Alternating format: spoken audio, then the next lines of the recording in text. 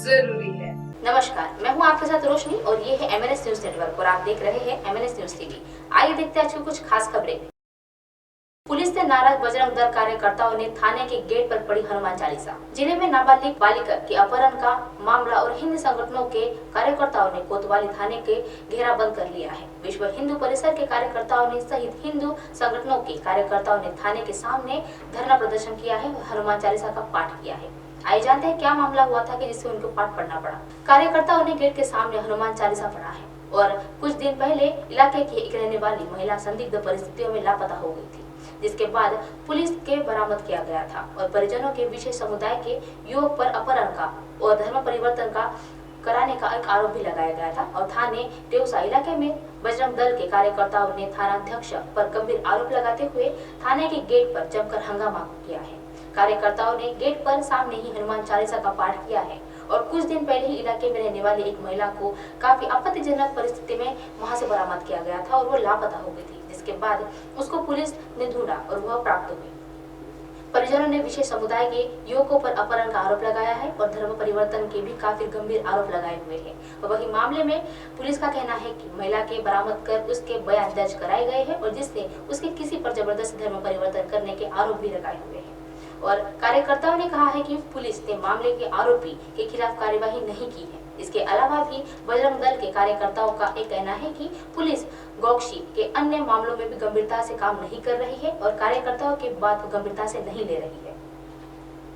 घटनाओं के राजफाश के नाकाम वह रेवसा पुलिस थाने में आरोपियों को छेड़ने का एक काम कर रही है और अभद्र व्यवहार को लेकर भी थाना गेट पर हनुमान चालीसा भी पड़ी हुई है और जिसके बाद बजरंग दल के कार्यकर्ताओं ने हंगामा मचाया हुआ है।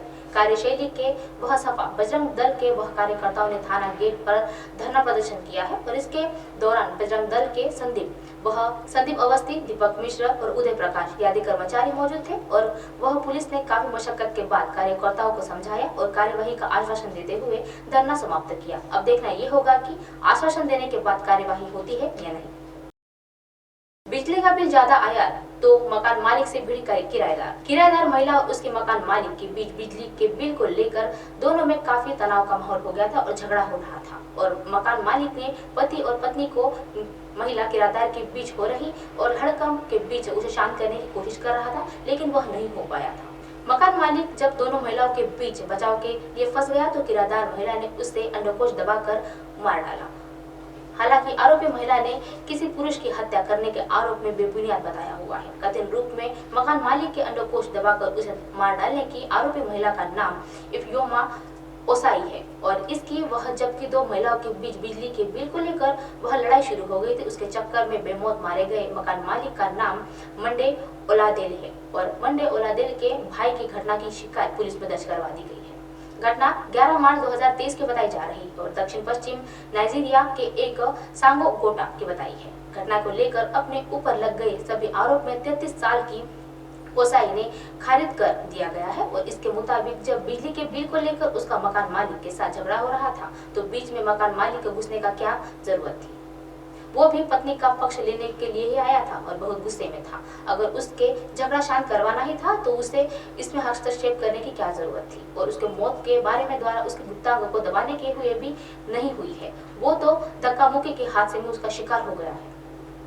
वहीं दूसरी ओर पीड़ित परिवार के और चश्मदीदों गवाहों के मुताबिक दोनों महिलाओं के बीच झगड़े में मकान मालिक के बीच बचाव किया था और जिस वजह से किराएदार महिला का उससे इफ्योमा ओसाई के और द्वारा उग्र हिसाब किया गया था और परिजनों के दावा किया गया है कि इफ्योमा के जिस मौत का हादसा बना हुआ है और असल में वह कत्ल है और इससे गुस्से में जानबूझकर अब तक मकान मालिक ने उसके अंडरशेप को दबाकर रखा था जब तक कि उसकी मौत नहीं होती है और यह हादसा कैसे हो सकता है।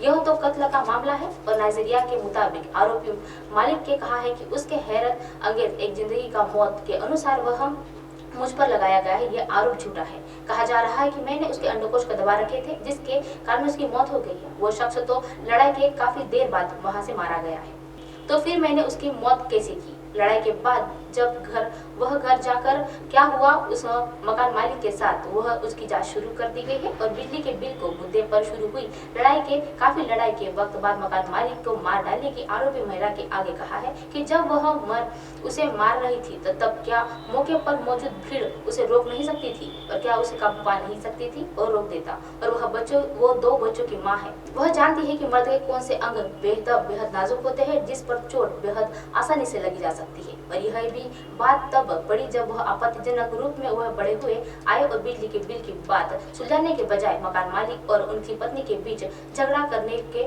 वहां घुस गए। बिजली के बढ़े हुए वह बिल को लेकर मकान मालिक और उसकी पत्नी के जिम्मेदार। इसके बाद भी वह दोनों किराएदार की महिला को एक कॉल गर्ल कह रहे थे और वह महिला कहा कि वह मुझे घर के निकालने की धमकी भी दे रहे हैं और पहले तो मकान मालिक ने भी मुझे थप्पड़ मारा है और मैंने तो सिर्फ इन दोनों को अपना बचाव कर रही थी। मकान मालिक ने तो मेरे चेहरे पर और बदन पे काफी खून के निशान भी देखे और काफी चोट भी गंभीर रूप में दी है। और स्थानीय पुलिस का एक प्रवक्ता एम्बोबोला ने कहा है कि वह पुष्टि करते हुए कहा है कि आरोपी किराएदार की महिला और ओसाई को गिरफ्तार कर लिया गया है और संदिग्ध महिला ने झगड़े के जड़ वह बिजली के बढ़े हुए बिल के और मकान मालिक और उसकी पत्नी के बीच यह जिम्मेदारी बताया हुआ है। दोनों पक्षों में पूछताछ की जा रही है ताकि सच निकल कर सामने आ सके। और पुलिस आयुक्त फ्रेड एमपीए ने बताया हुआ है कि और इसकी जांच और अभियानों के साथ की जा रही है और आरोपी महिला ओसाई और इस हत्याकांड की जांच राज्य से की जाने वाली है। चित्तौड़गढ़ कोटा हाईवे पर धू-धू जलती कार।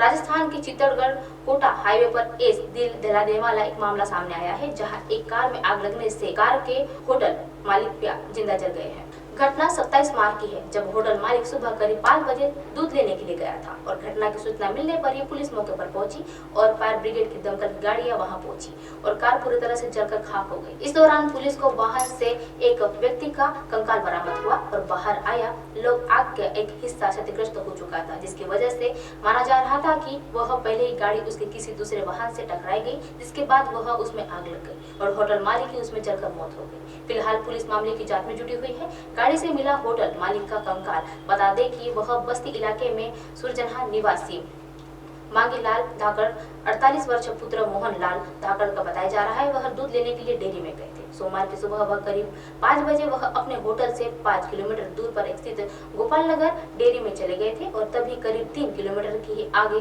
निकलते वक्त ही उन्हें आधोड़ा चौराहे पर उनकी गाड़ी बरामद की गई और वह मांगीलाल धाकड़ ने अपनी जान बचाने की काफी कोशिश की और वह कार से जिंदा जल गए और उनकी वहां पर भी मौत हो गई। चित्तौड़गढ़ कोटा हाईवे पर ही ऑल्टो कार में लगी आग के आसपास के लोगों में हड़कंप मच गया और वह वहां से ब्रिगेड हो चुके थे और अब इस आग पर काबू पा लिया गया है और तब कार वह मौजूद होटल मालिक की वहां मौत हो चुकी है।